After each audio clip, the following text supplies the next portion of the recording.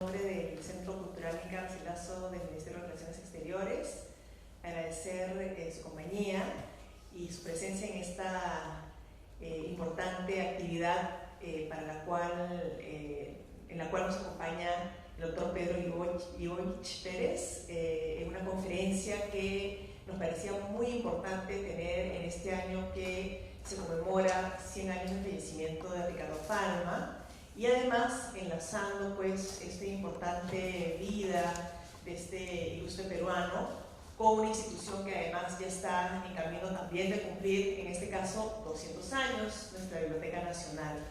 Nosotros como Centro Cultural queremos justamente tener estos espacios donde la investigación académica y la posibilidad de compartir información sobre nuestros personajes ilustres en estos 200 años es importante que llegue a la ciudadanía de la mano de investigadores y profesores, sobre todo con esta vena de docente y didáctica que nos permita a nosotros pues tomar contacto de manera más amena de estas partes de nuestra historia que vale la pena siempre tener presente. Entonces, una breve presentación del doctor Ivoich. Pedro Ivoich Pérez es doctor en Historia por la Universidad de Columbia de Nueva York. Es actualmente profesor principal del Departamento de Humanidades de la Pontificia Universidad Católica del Perú y también profesor asociado del Departamento de Humanidades de la Universidad del Pacífico. Está especializado en la historia de la cultura colonial, en particular en la del libro y la lectura en el virreinato peruano, tema interesantísimo, ¿no? Entre sus publicaciones incluyen títulos que además son bien interesantes, ¿no? Censura, libros e Inquisición en el Perú colonial, entre 1570 y 1754, Lecturas prohibidas, La censura inquisitorial en el Perú tardío colonial y El edificio de letras, jesuitas, educación y sociedad en el Perú colonial. Este año además está prevista la aparición de un libro Imprimir en Lima colonial, Historia de documentos entre 1584 y 1750 por la editorial iberoamericana Verwer en Madrid. Entonces, con esta prolífica más producción, muy relacionada a los temas que vamos a compartir, sin más, nos dejamos para disfrutar de esta presentación del doctor Ivoich. Gracias. Muchas gracias. Muchas gracias a todos por venir esta noche. Esta noche quiero compartir, ¿no? Una serie de ideas en torno a Ricardo Palma en el centenario de su fallecimiento, y básicamente más que una historia institucional de Palma o más que una historia de la gestión administrativa de Palma, es ocuparnos de cuál era la idea que tenía Palma de la función que quería cumplir la Biblioteca Nacional. La antigua y rica Biblioteca del Perú fue transportada a Chile. En el último cuarto del siglo XIX han sido los libros el pan de la inteligencia, considerados como botín de guerra. Hemos retrocedido a los tiempos bárbaros del califa Omar. De esta forma, Ricardo Palma expresó a Marcelino Menéndez y Pelayo su estado de ánimo ante el saqueo del que había sido objeto la Biblioteca Nacional del Perú por la oficialidad chilena durante la ocupación de Lima entre 1881 y 1883. A continuación, Palma le refirió que el gobierno peruano había decretado la fundación de una nueva biblioteca, además de honrarle con la dirección de la misma, y agregó: el país ha acogido con entusiasmo el propósito y en menos de 15 días he recibido donativos por más de 10.000 volúmenes. En el contexto de la posguerra, con un país en ruinas y sin recursos económicos, no extraña que Palma concluyese su epístola haciendo un pedido de libros en términos que lo harían célebre. Un bibliotecario mendigo se dirige, pues, al ilustre literato para pedirle la limosna de sus obras y que avance su calidad hasta solicitar a sus esclarecidos compañeros en las academias de la historia y de la lengua, contribuya a la civilizadora fundación encomendada, más que a mis modestas aptitudes al entusiasmo y perseverancia. El apelativo de bibliotecario mentido le ganó fama a Palma en vida y sobre todo en la posteridad. Es conocido su trabajo no de fundación, sino de reconstrucción de la biblioteca. Muchos escritos sobre ello, en gran parte en tono encomiástico. Sin desmerecer esas lecturas que han hecho de Palma una suerte de héroe civil en el Perú de la posguerra, poco nada se ha dicho acerca de la función que, según él, debía cumplir el primer repositorio bibliográfico del país.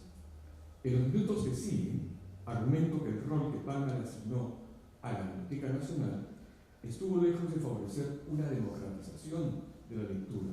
Por el contrario, el escritor concebía la misión de la biblioteca en términos elitistas: un espacio para que los ciudadanos instruidos cultivaran la inteligencia.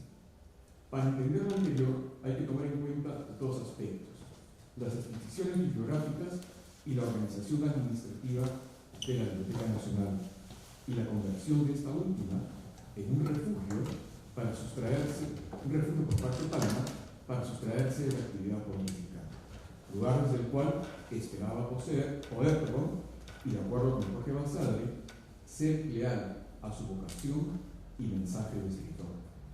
En mi opinión, la prolongada gestión de Palma como director fue posible por la ausencia de otros candidatos que contaran con experiencia administrativa en la biblioteca, así como su prestigio en la República de las Letras. El control que ejercía al interior de la institución también favoreció la larga permanencia de Palma, y como también el rol marginal de esta dentro de la estructura administrativa del Estado peruano. El escritor convertido en bibliotecario mendigo. Palma fue nombrado director de la Biblioteca Nacional el 2 de noviembre de 1883, escasos días después de la firma del Tratado de Ancón, que puso fin a la guerra con Chile. Llama la atención la prontitud con que el gobierno del general Iglesias se ocupó de un asunto relativo a la cultura, en circunstancias en que había tantos problemas que resolver. En esta situación, la preocupación por la Biblioteca Nacional se explica por una razón de naturaleza psicológica. Había que demostrar confianza y optimismo en todos los sectores de la actividad estatal para remediar la larga lista de males que afligían el país. Al enfrentarse a la desastrosa realidad y tratar de restañar las heridas, el gobierno de Iglesias debía comenzar precisamente por restablecer la administración pública, que aún se hallaba en desorden, e iniciar el periodo de reconstrucción. Varias fueron las consideraciones que pesaron para que Palma fuera nombrado director de la Biblioteca Nacional. Como hombre de letras, era acaso el único escritor peruano con un importante reconocimiento dentro y fuera del país, lo que lo convertía en la persona idónea para llevar a cabo la tarea designada. En su condición de académico correspondiente de la Academia Española de la Lengua, podía reunir a sus colegas, así como otros hombres de letras en el mundo hispánico, para lograr su cometido. Junto con las razones estrictamente académicas, las hubo también de tipo personal. Palma mantenía contacto con los dos principales miembros del gobierno de Iglesias. Manuel Antonio Barinaga, quien presidía el gabinete ministerial, había sido su compañero en las aulas del Colegio de San Carlos, y José Antonio de la Valle, que ocupaba la jefatura del Ministerio de Relaciones Exteriores, era su amigo de la infancia. Además, el presidente Iglesias y Palma eran amigos desde la juventud y se guardaban un mutuo aprecio. Las acciones iniciales de Palma al frente de la biblioteca se pueden reconstruir en detalle a partir de su copioso epistolario personal, así como de los oficios que periódicamente enviaba a sus superiores en el gobierno, en los que detallaba de manera minuciosa las acciones tomadas por la administración de la institución. Dado que esto último no es de interés para mi argumento, lo dejaré de lado para concentrarme en mi propuesta inicial, la función asignada por el escritor a la Biblioteca Nacional. En vísperas de la ocupación chilena de la capital, si hemos de dar crédito al testimonio de Manuel Teodoro Sola, Las colecciones de libros de la Biblioteca Nacional lucían ordenadas al estar colocadas en estantes. No obstante, la biblioteca debía parecer más una suerte de depósito y museo de impresos que una institución destinada al uso de los lectores. Palma llegó a describirla como un hacinamiento de libros colocados sin concierto e invadidos por la destructora política. Solo tenía 4 horas al día y su fondo bibliográfico estaba constituido en su gran mayoría por obras de los siglos XVI, XVII y XVIII procedentes de las bibliotecas de las órdenes religiosas. La Biblioteca Ilustrada. El 31 de octubre de 1883, pocos días después de abandonar Lima, el ejército chileno de ocupación, el director de la Biblioteca Nacional, Odriozola, redactó un informe dirigido al ministro de Justicia, Instrucción, Culto y Beneficencia, en el que le dio cuenta del estado en que encontró el local de la institución a su cargo. La descripción, bastante detallada, era más que sombría.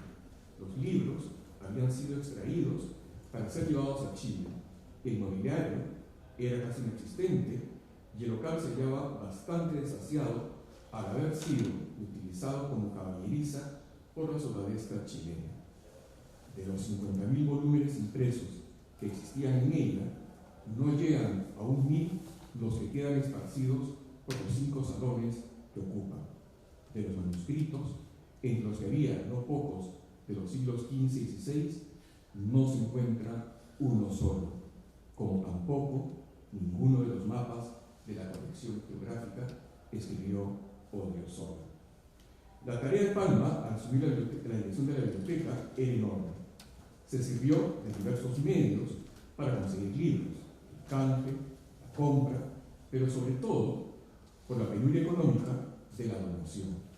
También se dedicó, como mismo lo señaló, a recorrer las pulperías de la ciudad para recuperar libros y manuscritos vendidos por los soldados chilenos a los pulperos, necesitados siempre de papel para usarlo como envoltorio. Algunos manuscritos conservados en la actual Biblioteca Nacional ostentan la anotación de Palma que da cuenta de la fecha y circunstancias de su rescate. También fue posible repatriar libros desde Chile. Una de las preocupaciones centrales de Palma fue la de adquirir obras antiguas y modernas para la biblioteca. También se interesó en la adquisición de bibliotecas, que hoy llamaríamos especializadas, y de obras de especial valor histórico. Así, entre 1884 y 1898 adquirió las bibliotecas de Fernando Casós, la de Mariano Felipe Pasoldán y la de Félix Cipriano Coronel Segarra.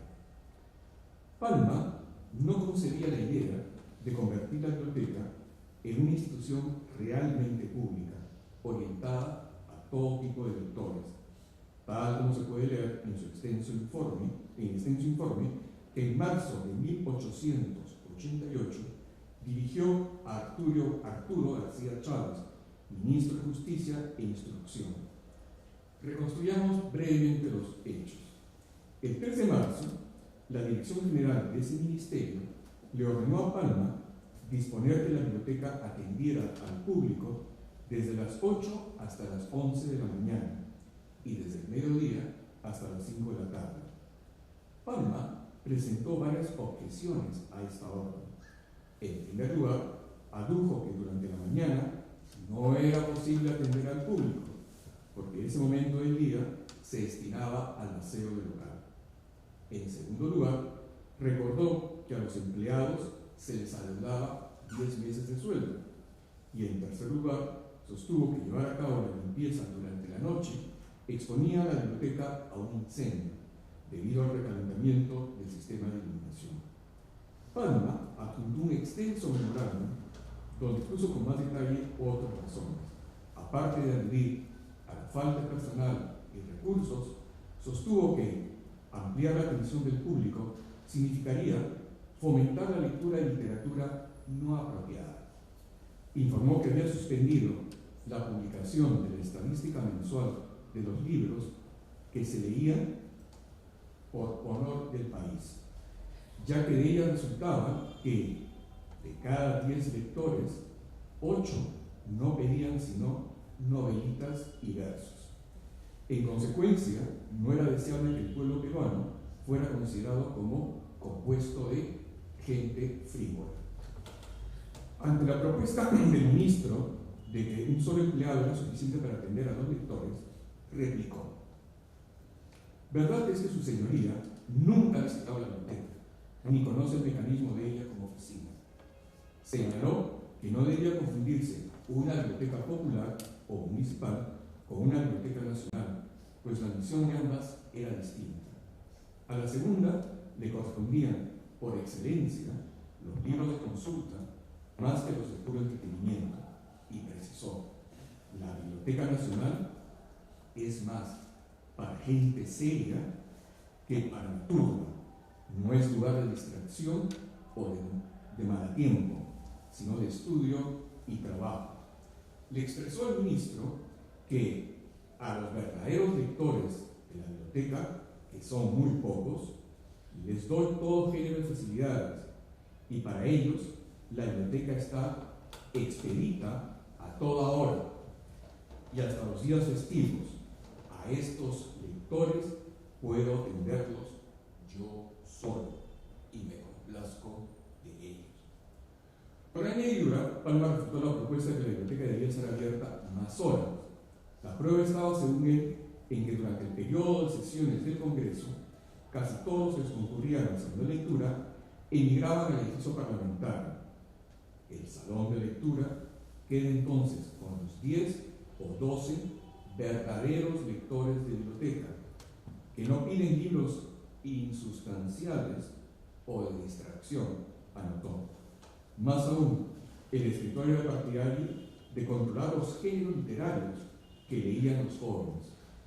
Muchos padres de familia se me han acercado para pedirme que no permita a sus hijos leer libros inconvenientes, pero el reglamento actual no me faculta para vigilar sobre la moralidad de hijos ajenos.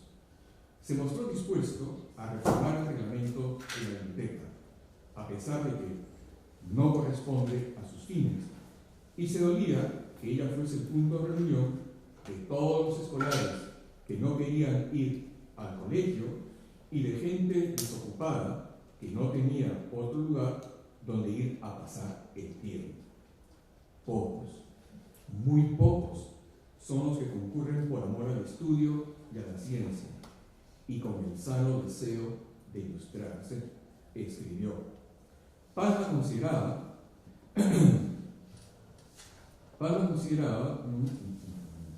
que la propuesta de que la biblioteca funcionara más de 4 o 5 horas no era reflejo de que la sociedad peruana fuera adelantada al estudioso. En su opinión, el Perú era un país relativamente sin lectores. En consecuencia, escribió, sería ridículo, lujo, el de 8 horas de biblioteca. Empeñado en su campaña de controlar la consulta de ciertos libros a los jóvenes escolares, Palma envió un oficio en septiembre de 1888 al director de Instrucción Pública.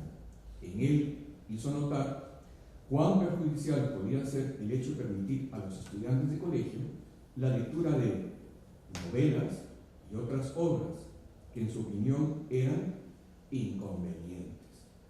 Y añadió que una biblioteca nacional no puede ni debe ser lugar de holgazanes y pasatiempo para niños que en vez de concurrir al colegio vician su corazón y su inteligencia devorando libros para cuya lectura no están preparados. Solicitó al gobierno instrucciones sobre cómo proceder. 3 años después, en septiembre de 1891, al elevar al director del Ministerio de Instrucción Pública la estadística de obras leídas el mes anterior, sostuvo que constituía un desconsolador resumen, ya que de los 1.130 volúmenes consultados, 814 correspondían a novelas y poesías. Entonces escribió: Ha casi dos años que por patriotismo he cesado de dar mensualmente publicidad en la prensa a la estadística bibliotecaria, estadística que nos exhibiría ante el mundo como un pueblo de holgazanes y pervertidos, que no otra cosa significaría la revelación de que apenas la cuarta parte de los lectores no lo son sino del libro de frívolo solaz. El propósito de todos los gobiernos en Europa y América, prosiguió Palma, había sido, y sería siempre, el que toda biblioteca nacional no fuera centro de holganza y pasatiempo, sino un verdadero templo alzado al saber humano, y en el que los hombres estudiosos encuentren acogiados elementos de provechosa consulta a la vez de conveniente ilustración para la inteligencia. La idea de Palma era que la Biblioteca Nacional no debía tener el carácter de instituciones similares dedicadas al recreo o de clubes o librerías de lectura a domicilio, cuyo caudal es de novelas y versos. La lectura de esas últimas obras no la consideraba provechosa para los estudiantes interesados en la literatura, porque no era devorando libros insustanciales y corruptores del gusto estético, a la parte del sentido moral, como se lograba sobresalir en el mundo de las letras, afirmó Palma.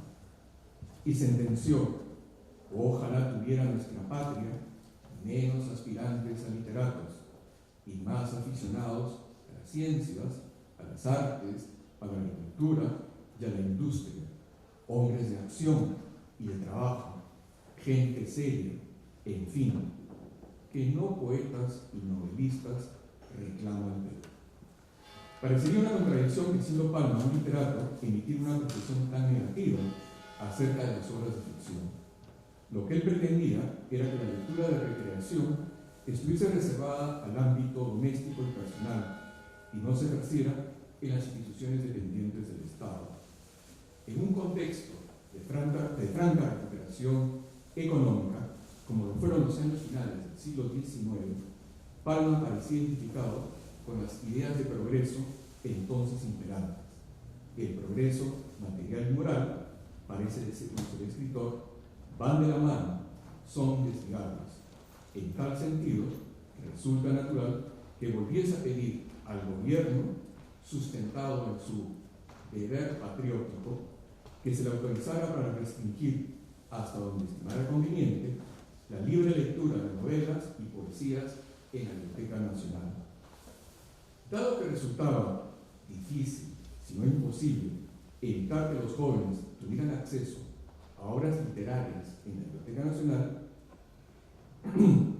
y no era apropiado que el propio Palma se erigiera una suerte de censor, celador de los textos que eran servidos a los nobles lectores, el escritor puso su mayor empeño en lograr del gobierno la aprobación de un nuevo reglamento para la biblioteca y el archivo histórico, instituciones ambas que estaban bajo su autoridad.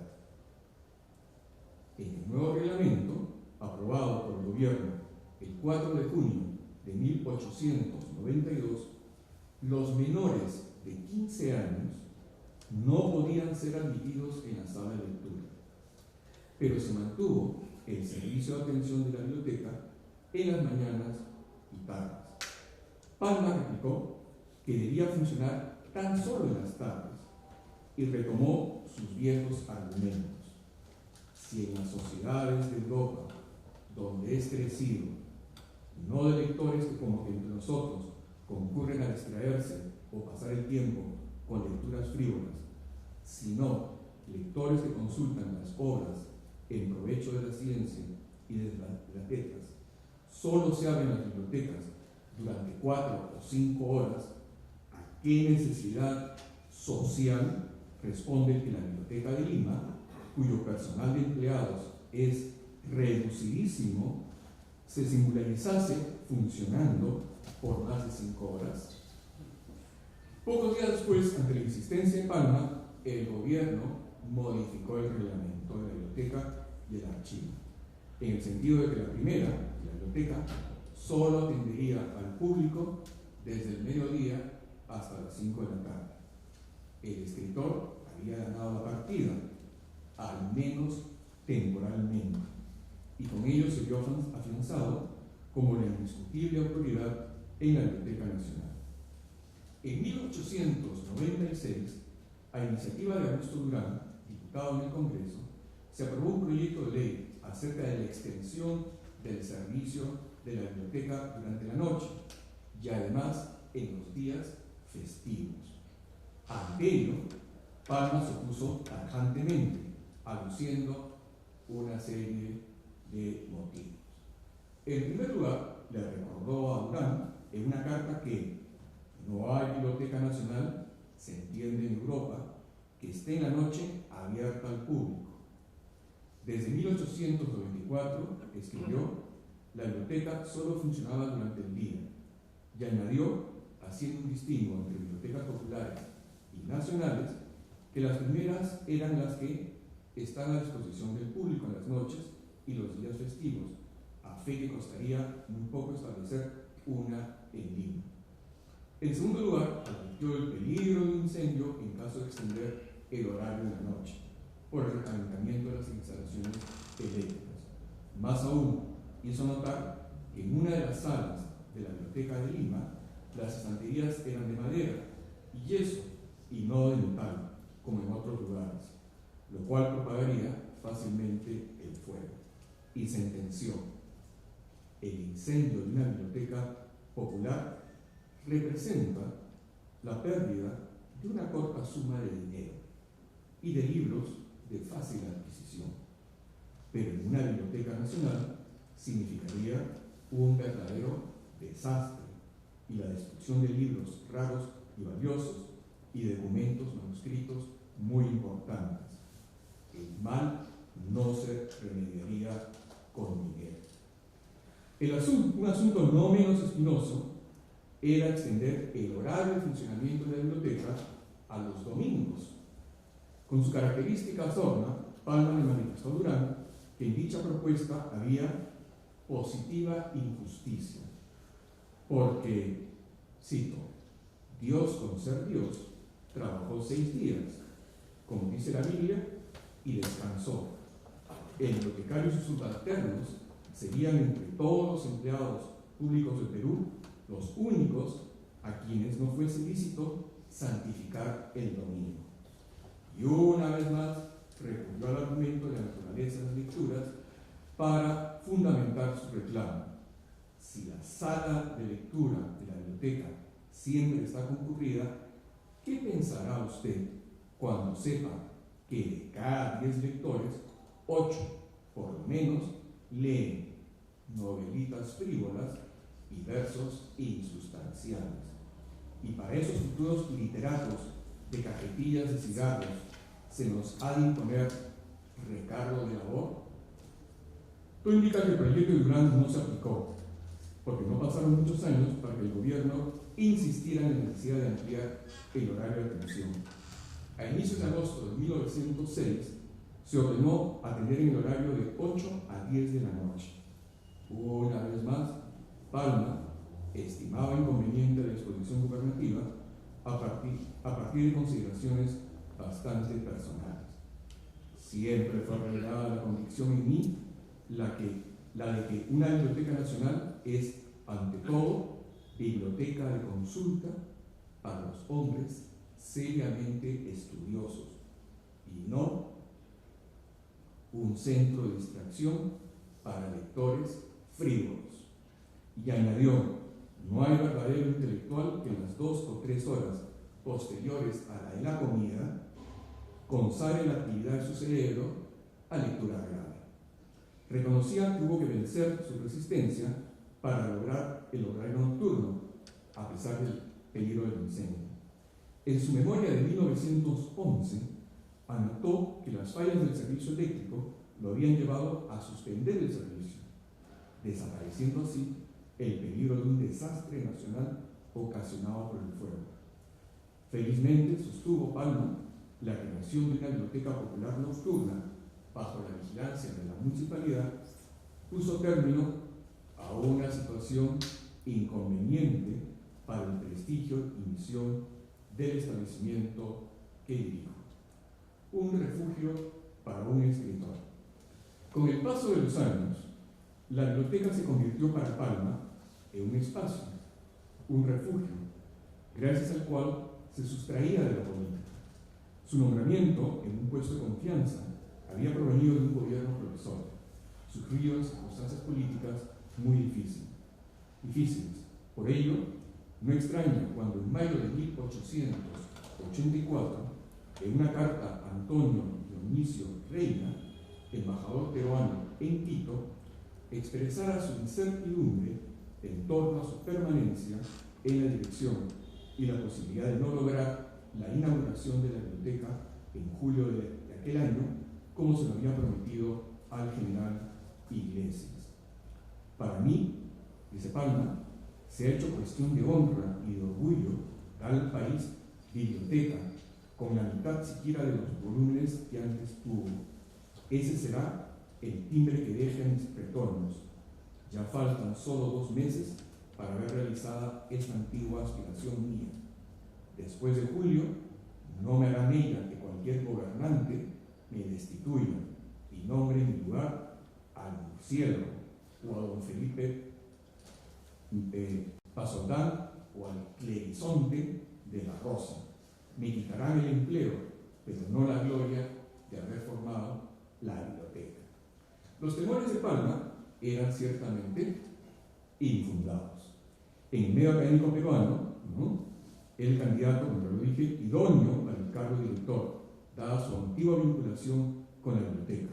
Había trabajado como amanuense en la misma durante la dirección de Francisco de Paula González Vigil y desempeñado el cargo de subdirector en la administración de Odriozola, y en tal condición había redactado la nota de protesta suscrita por este último a propósito del saqueo de la institución por la sotavesca chilena. Más aún, si bien Manuel Atanasio Fuentes, conocido como el Murciélago, Mariano Felipe Pasoldán y Manuel González de la Rosa eran reconocidos hombres de letras en el medio local, con una amplia producción intelectual, ninguno detentaba la prohibición internacional de Palma, quien gozaba de una bien asentada fama entre los académicos de habla española. A pesar de los cambios políticos, Palma continuó como director de la biblioteca. En 1888, un amigo de Palma, miembro del gobierno del general Cáceres, lo propuso para el cargo de secretario de la Embajada de Madrid. Sin embargo, Palma no aceptó por considerarse de los no próximos a dicho gobierno. En una carta al historiador mexicano Vicente Riva Palacio, le confesó: fui muy amigo personal del general Iglesias y por esas circunstancias se me trata con frialdad, y reiteró su vocación de seguir trabajando en la biblioteca y permanecer al margen de la política. Alejado como vivo de la política militante, ocupándome solo de servir a mi patria en la formación de la Biblioteca Nacional, no quiero ni me conviene posición en la que tenga que estar en relación inmediata con los hombres de poder. Años más tarde, en 1896, en una carta al escritor y periodista mexicano Victoriano Agüeros, le confesó las razones de su alejamiento de la política peruana y del periodismo, siempre en clave jocosa. La política es una hoguera en la que no se abraza, se chamusca, por lo menos. Le recordó que en sus años juveniles, cuando ejercía de periodista de oposición, fue víctima de encarcelamiento y persecución. Hoy, prosiguió, desencantado de la política, vivo solo para las letras. Los redentores políticos y sociales están condenados a la crucifixión. Y concluyó con una sentencia: no es ya inviable la misión de Cristo. Numerosas fueron las oportunidades en las que Palma expresó que sus ocupaciones al frente de la Biblioteca Nacional le permitían sustraerse del tráfago de la política, y no dejó pasar la oportunidad para recomendar a otros su experiencia personal. Así, en una carta a Francisco Gavidia, director de la Biblioteca Nacional de El Salvador, le dijo: 17 años llevo al frente de la Biblioteca Nacional del Perú y cada día estoy más apasionado de mi hija literaria y más alejado de los partidos y de las voluntades. Vivo como San Gilando en el cielo, que ni Dios hace caso de San Gilando ni San Gilando de Dios. Ni los gobiernos se acuerdan de mí, ni yo de los gobiernos. Aunque Palma en sus cartas personales y en los oficios dirigidos al gobierno se quejó una y otra vez de la falta de presupuesto, la indiferencia de su labor y la precariedad de su estado de salud, persistió en el cargo de director de la Biblioteca Nacional. Su despacho se convirtió en una suerte de lugar de peregrinaje, o destino de peregrinaje, para la mayoría de los hombres de letras a su paso por Lima. El escritor lo recibía con su tradicional bondad y generosidad, pero ese despacho fue también el centro desde el cual tejió y mantuvo una extensa red de corresponsales a lo largo y ancho de la República de las Letras Novohispanas. Palma se mantuvo como director de la Biblioteca Nacional durante 29 años, una condición inusual en un país como el Perú, en el que quienes ostentan cargos públicos suelen durar poco en ellos. ¿Cómo explicar tan dilatada permanencia? De un lado, creo yo, el desinterés del Estado hacia la Biblioteca Nacional mantuvo siempre la institución en una situación de precariedad económica, lo que la hacía poco atractivo para potenciales candidatos a dirigir. Los hombres de Estado, que es conocido, nunca han comprendido y siguen sin comprender la importancia de una institución de tal naturaleza en la promoción de la cultura entre los ciudadanos, así como en la preservación y el estudio del patrimonio documental y bibliográfico. En el organigrama del Estado, la biblioteca era una institución, digamos, casi marginal, y su director difícilmente podía sustraerse a esa condición, aun cuando gozara de enorme prestigio intelectual. De otro lado, desde 1883, Palma se cuidó de reservar para sí el control y administración de la biblioteca. El decreto de nombramiento de director, dado por el general Iglesias, le confirió plena autoridad sobre el personal, y era competencia del director proponerlos al Estado. Tal disposición fue renovada por los sucesivos gobiernos. Nadie podía ser empleado en la biblioteca sin el visto bueno de su director. Palma y su familia, como lo hicieron sus antecesores en el cargo, habitaban un departamento en el local de la biblioteca, de modo que no resulta extraño que sintiera a la misma no solo como un refugio, sino también como una extensión de su dominio doméstico y patrimonial. El escritor debía ver como suyos los fondos de la Biblioteca Nacional como una extensión de su colección personal. Esto explica que se permitiera hacer anotaciones en libros y manuscritos y que incluso hiciera un uso intensivo y privado de alguno de ellos, prácticas que fueron mordazmente cuestionadas por Manuel González Prada, su sucesor en el cargo director y su rival literario y político. A modo de conclusión, en el contexto posterior a la guerra de 1879-83, destaca la figura de Palma, político, ensayista, periodista, dramaturgo, poeta e historiador aficionado. El escritor limeño tuvo como pocos una enorme reputación en la vida cultural de la capital y del país. Cuando en 1883 el gobierno del general Iglesias le cargó la reconstrucción de la Biblioteca Nacional, tuvo en consideración su prestigio intelectual, pero también su nombraría en la República de las Letras en lengua española. Muchos escritos sobre la labor de Palma al frente de la Biblioteca Nacional, pero poco o nada se ha dicho acerca de la función que según Palma debía tener dicha institución. Como se ha visto, Palma concebía la misión de la biblioteca en términos, diríamos, algo elitista, un espacio para el cultivo de la inteligencia por los ciudadanos instruidos. Para lograr su cometido, el escritor no solo se propuso adquirir grandes lotes de libros, sino también hacer acopio de un corpus de valiosas fuentes impresas y manuscritos de interés para los estudiosos. Asimismo, emitió diversas exposiciones para evitar que la biblioteca fuera un espacio de recreación y se convirtiera en un centro de investigación y estudio. En suma, un verdadero templo alzado al saber humano. Al hacer de la biblioteca un refugio para su vocación de escritor y su retiro de la actividad política por casi 3 décadas, Palma aseguró la pervivencia de su modelo bibliotecario. Este había de durar hasta 1943, cuando un incendio destruyó la biblioteca y su nuevo director, Jorge Basadre, inauguró otro modelo de biblioteca, más democrático y menos elitista, que subsiste en la actualidad. Pero esa es otra historia por estudiar.